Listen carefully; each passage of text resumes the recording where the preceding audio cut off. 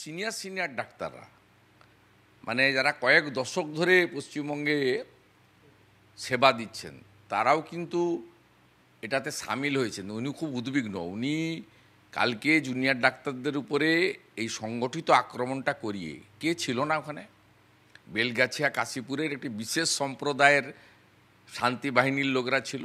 অতীন ঘোষ পুরোটা অর্গানাইজ করেছে এবং দমদম, আপনার ডানলপ, কামারহাটি, হাওড়া থেকে ছোট ছোট গাড়ি করে লোক পাঠিয়েছে। আমি যেটা আজকে করেছি, যেহেতু আমি one of the petitioner public interest লিটিগেশনে, আমি আজকে যেটা করেছি সেটা হচ্ছে আমি খুব আর্লি মর্নিং আমি সবাইকে জানিয়েছি যাদের জানানো উচিত। তারপরে বেলার দিকে আমি চিঠি করেছি একটা ডিজি, আপনার যিনি আছেন ডাইরেক্টর যিনি সিবিআইর, ওনাকে, আরেকটা স্বরাষ্ট্র সচিব মিস্টার ভাল্লাকে। তাতে আমি দুটো জিনিস চেয়েছি। একটা হচ্ছে আরজি কর যেহেতু প্লেস অফ অকারেন্স, পিও তার প্রোটেকশনের দায়িত্ব সেন্ট্রাল ফোর্সের হাতে তুলে দেওয়া হোক till the completion of the investigation and submitted to chargesheet final chargesheet দেওয়া পর্যন্ত।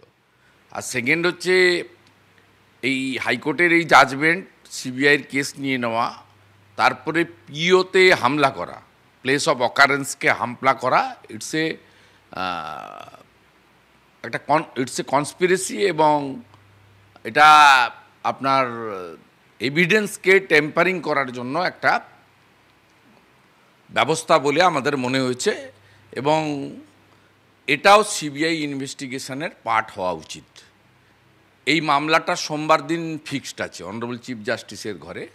আমার লয়ার ওটা, এই যে দুটো চিঠি আমি করেছি তার রেফারেন্সে একটা পিটিশন আমি ওই দিনও আমি পিটিশন করব, কালকে পিটিশন করে দেবো। সোমবার দিন মামলার শুনানিতে আমার অংশগ্রহণের সুযোগ রয়েছে।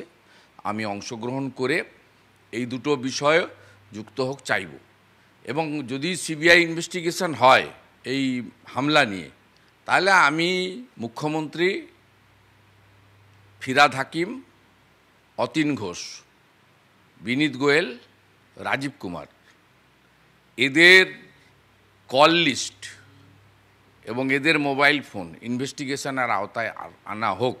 তাহলেই দেখবেন পরিষ্কার হয়ে যাবে সংগঠিতভাবে 2000 মানুষকে মদ খাইয়ে, হাতে ছোট ছোট রড, স্টিক, তারপরে ভালো মোটা কাঠের লাঠি, এগুলো দিয়ে সংগঠিতভাবে ট্রেন্ড করে পাঠানো হয়েছে এবং ওরা ভ্যান্ডালিজমটা শুরু করেছে 12টা থেকে 1টা, যখন গোটা রাজ্য জুড়ে শঙ্করধ্বনি, মোমবাতি এবং মায়েরা কার্যত রাস্তা দখল করেছিল। লক্ষ লক্ষ মহিলা